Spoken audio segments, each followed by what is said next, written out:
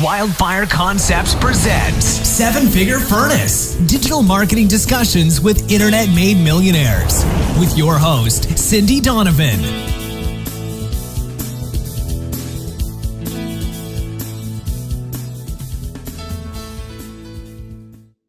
Brandee, it is so wonderful to have you here. I'm really excited about our chat today because I know that you know a lot about YouTube ads.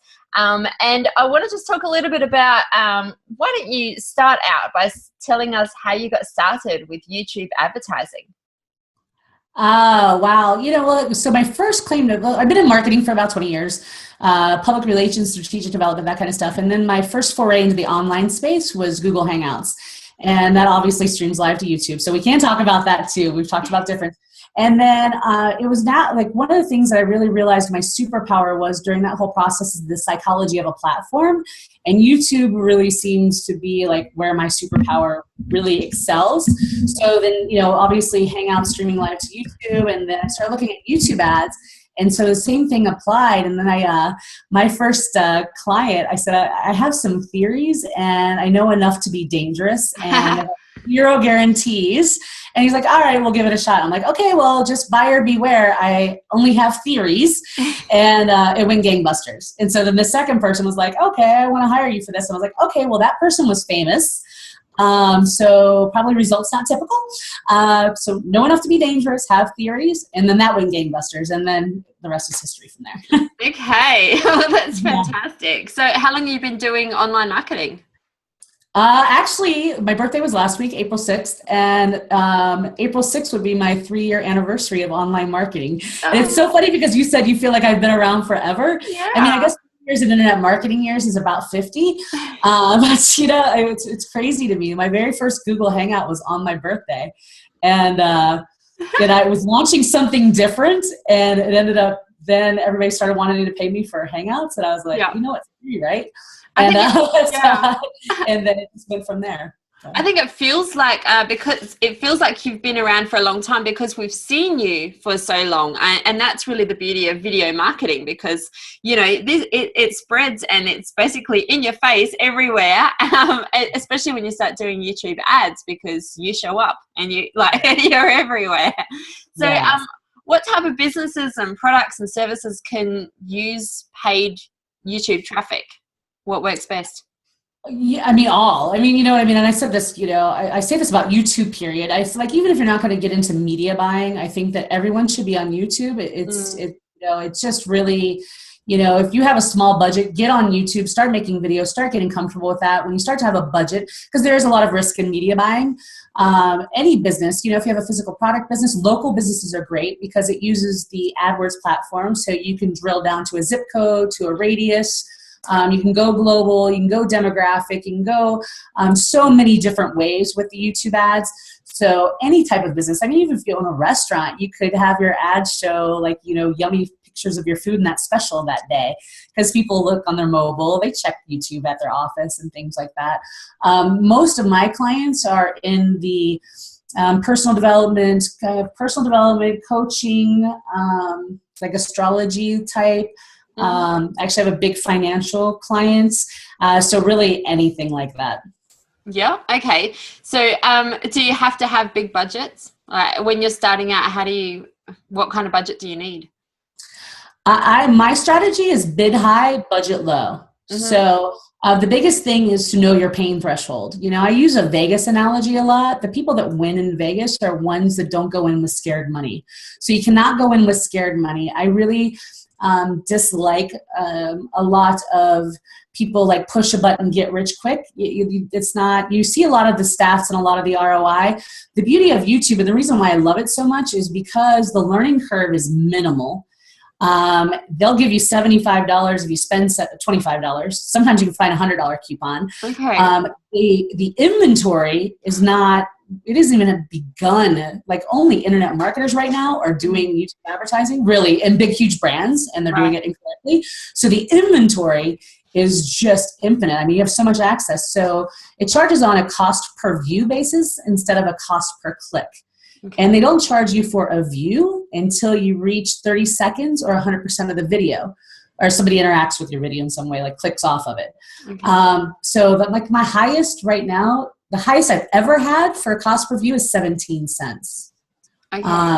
So you can start off with a $20 a day budget, a $10 a day budget, whatever your pain threshold is, just knowing that first 30 days is testing. You're testing and tweaking, especially if you're driving to a landing page. You really want to, test. Don't go in and expect, oh yeah, I saw somebody's post and put, $20 in and got 1,000% ROI.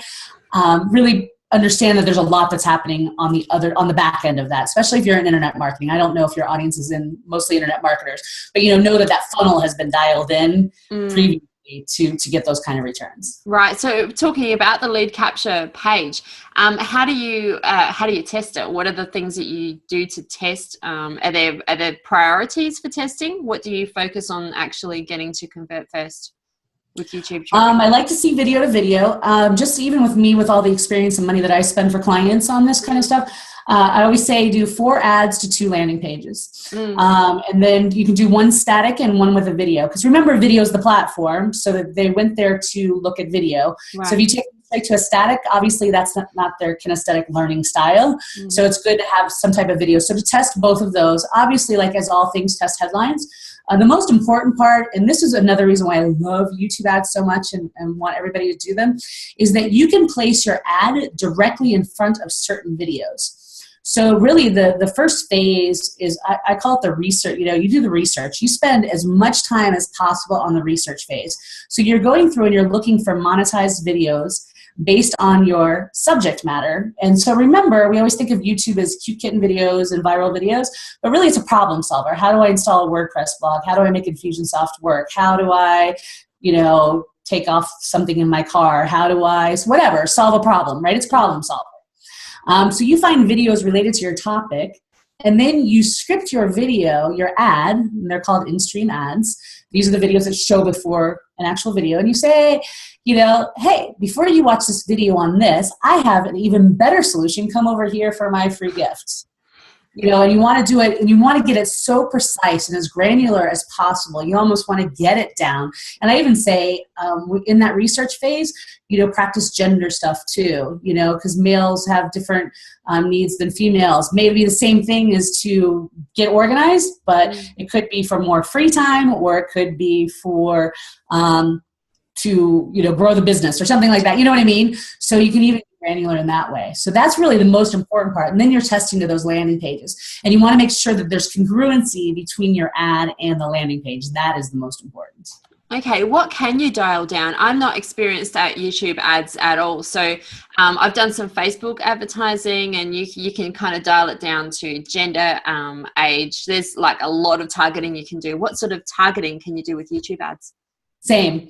So you can take it down to age group, you can take it down to gender, down to zip code, down to radius, down to country, down to language. They have affinity audiences, so they'll find audiences that are kind of looking in your direction, and then they have in-market audiences, people that are actively seeking information about a particular topic. You can do custom audiences, kind of like what they do with TVs. You can do a lot of stuff like that. I take those placements and still get them gender and age specific and radius specific. So like the first campaign usually that we launch starts with America, and then it gets really age group demographic specific, and then sometimes gender specific depending on the people. Then the next, as you scale, placements eventually plateau. They're not, you don't get up to $100,000 ad spend a day with placements, but you're getting so much data from all of that, seeing which placements from YouTube videos are performing, and then you go in and you look at the data on that, and that gets you more ideas of keywords, interests, demographic, location. And then also the next phase is to start scaling into other countries. Every country has a different buying habit. So what may work in the US may not work in the UK or Australia. As Americans, we always go America, UK, Australia. But you guys have different buying habits, so sometimes, like the UK will buy your front end product, but they won't buy your whole funnel. Whereas Australia probably will buy your whole funnel. Whereas Americans, we're always on a buying frenzy. Yeah, we'll take that upgrade. Yes, we'll supersize it. Yes, we want more apps on iPhone. Oh, that's awesome. And you can do retargeting as well, can you? I'm assuming that you can, because I'm seeing a lot of ads right now with people in Lamborghinis and like, you know, like just really flashy stuff. So I don't know what is like, what, obviously I'm watching some videos that are targeting me somehow for that. So, yeah. Do you have to have a Lamborghini in your videos? Like, do you, is that a thing? No. I mean, yeah, I mean, that person's, I know exactly who you're talking about. I spoke to him at TNC last year and gave him some ideas. But, oh, it's your fault. Yeah, no, that was not. I love the videos. It's know your market, really, what it boils down to. Know your market. His market is definitely that market. You know what I mean? So they respond to that. My market would not respond to that. No. You know, most of my clients' markets wouldn't respond to that. And that's why it's really important to know the platform and also to know your audience. You know, like again, I really, you know, just like, you know, push a button and get rich quick. No, like you need to know who your audience is. You need to know how you communicate with them. You know, all of these things go in long before that first ad ever runs. I have to pump the brakes on my clients all the time because they're like, no, we need more research. We need more data. Let's script this properly. Let's do certain ads. Let's test them. Okay, now let's start to scale that one. Okay, now let's do new ads, test them, start to scale that one. So knowing your audience is really the biggest thing, is because you want to talk in their language. And a big part of my research phase is I'll go through those placements and look at comments, likes, dislikes, published date, different things like that. And in the comments, I'm looking at pain points that they didn't receive from that video to use their language to script into the ad that I'm going to put in front of that video. Right, that makes a lot of sense. Yeah. Do you need to be on camera to do YouTube ads? Are the most effective ones? I mean, obviously, as you're saying, it depends on your audience. But are you finding more, you know, face on camera or other stuff? What's working best? So of course we're such a small community, so I know all of the YouTube experts in the space, and we disagree on this. Okay. Some say that, you know, just PowerPoint slides convert like crazy. My feeling is that talking head does better, but you don't have to be on camera. You could just do a PowerPoint slide. One of my friends / competitors, he does just the slides and the voiceover, and he does great with that. So his audience is used to that. You know, most of my people are, you know, the coaches, consultant, business kind of people, but I do have clients where we've had to hire talents, and we've also done like doodle videos and different things like that. So you don't have to be on camera. My only, where we disagree in this is that, you know, the big thing with YouTube advertising is people feel so empowered to skip that ad. Right. And so most of the people that were doing YouTube advertising were the big brands coming from TV, and then they just took their big high budget productions and stuck it on YouTube. And we all do it. We just sit there hovering to skip the ad because it's not related to us. We don't care. We don't, you know, want, you know, dog poop cleaner or whatever. So we're just like hovering, waiting to skip that ad. And that's most people's, you know, response to that. So if it looks too commercially, then they're going to be ready to skip that ad. You only have 5 seconds to grab them. So you want to make sure that that first 5 seconds, even if you don't do a talking head, that first 5 seconds says, hey, I can solve your problem. Right. Yeah. So speaking about voice as well, have you tested different accents? I know, like, because I'm Australian, and I know a lot of friends in America and stuff who, I have a New Zealand friend, Mark Ling, and he does a whole bunch of different testing against Australian accents, New Zealand accents, American accents. Do you have any opinions on, you know, what's best and what does it matter? Yeah, American accents always convert the worst. Really? Yeah, I mean, like, nobody likes Americans. You know what I mean? Because it's like so salesy. UK always wins. It's the easiest to understand. It seems so proper and so trustworthy, and so, you know what I mean? Yeah, I mean, UK, but also I think market to market does well. But it's funny because Australians like Americans and Americans love Australians, right? So back and forth that way, it works fine. Right. Americans, so if you're targeting an Australian audience, you can do American accents, or obviously you've got to test for your niche and that. Yeah. Okay. Interesting. So we talked a little bit about lead capture pages and that sort of thing, but what do you suggest as far as taking them from the video? How do you sequence the how do you get the most out of them? So, I mean, you obviously don't send them straight to a sales page. I mean, that would be, do you lose them, or can you send them straight to a sales page? Do you send them, sequence them? How do you take that traffic and actually turn it into money? So the biggest thing, like I have one client that goes straight to a sales page, to a VSL. Oh, yeah. VSL is quite long, and it's very interview style. It's not a direct on long form sales page. It's, to a VSL page that's more of an interview style. So you don't even realize that it's that it's actually a sales video, that it's a VSL. So that's working effectively. Again, one of the bigger things that I'm glad you asked this, because it's really about rapport. It's really about understanding that this is ice cold interruption traffic. So it's going to be the hardest traffic to convert. And so every single thing you do has to be building rapport. So that's why I was talking about congruency between the ad and where they're going. And you always want to be telling them where they're going next in your sequencing. So when you do your ad, hi, I can solve your problem, click here. Make sure that click here matches your landing page, fonts, colors, whatever the lead magnet is, whatever it is. So that's a rapport build. Right? Then on the next page, this is why I suggest always testing, one video. I really love to see people do that. Hey, thanks for leaving YouTube. I didn't have that much time to tell you who I was, but let me tell you a little bit about my background. And in my free lead magnet, you're going to get this. Okay, so rapport build number 2. Rapport build number 3, when you enter your email, this is going to happen. So you always want to be guiding them every single step so that you're building trust and rapport with them along the way. And the best way to do that is to, let them know what's happening next. Right. As far as sequencing for everyone in general, again, it depends on your niche, it depends on your lead magnet, it depends on where you're going. But it's really, like I said, important that, even if you don't do video on your landing page, at least have something, this is going to happen next. And also take spam out of your privacy of your opt-in box. Don't say we don't spam, because you planted a negative connotation. Say we protect your privacy. Of course, we love your privacy.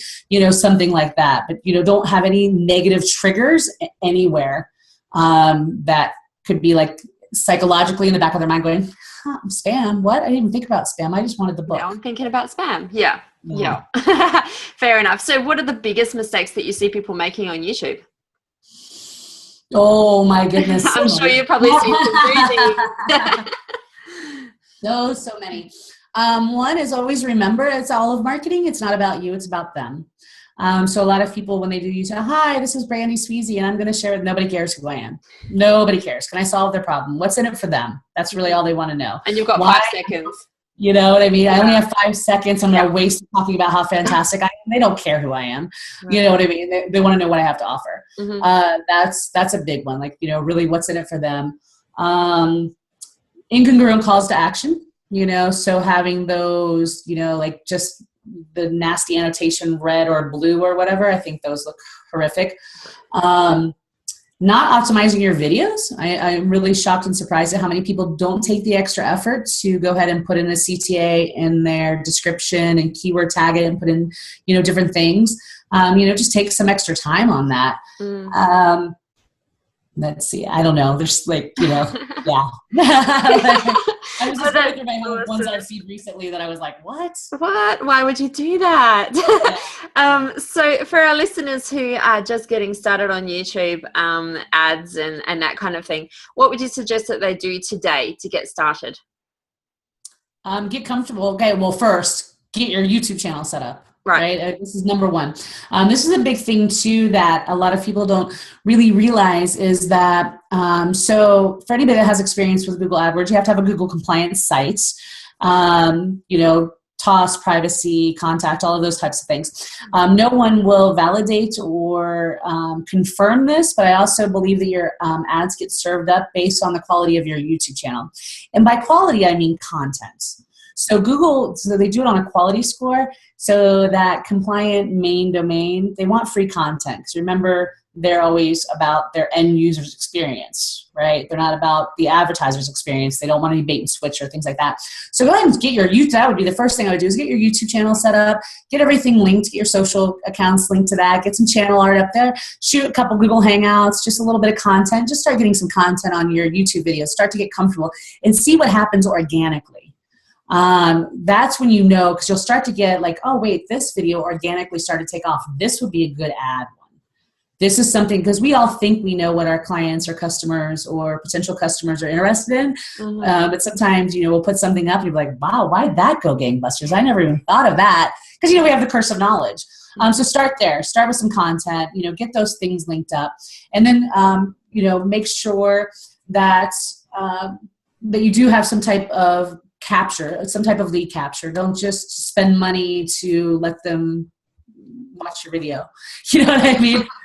And really lay out a strategy and do due diligence and do some research for what that's going to look like. And then start testing some ads. Again, at your pain threshold. Don't go spending a ton of money. Take some time and really lay out a strategy. These are the outcomes that I want. These are the goals that I have. For me, the biggest thing, even with clients, is know thy numbers. Know what an email is worth to you. Know what a lead is worth to you. You need to know that number, because you can have hundreds of views and you got 0 opt-ins. Then it's not a winner.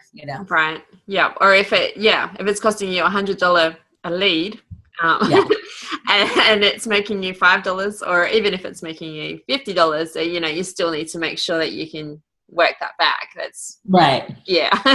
Awesome. All right. So we've discussed a lot of stuff here to do with YouTube. Do you have any final words of advice for people here who, really want to go and dive in and check out YouTube ads? Oh, before I want to ask you, you mentioned before we go there, YouTube coupons, for advertising coupons, where do you find those? Because, if we want to get started and we want to go and get, $100 worth of them for a lot cheaper than what you're paying, where do you find those?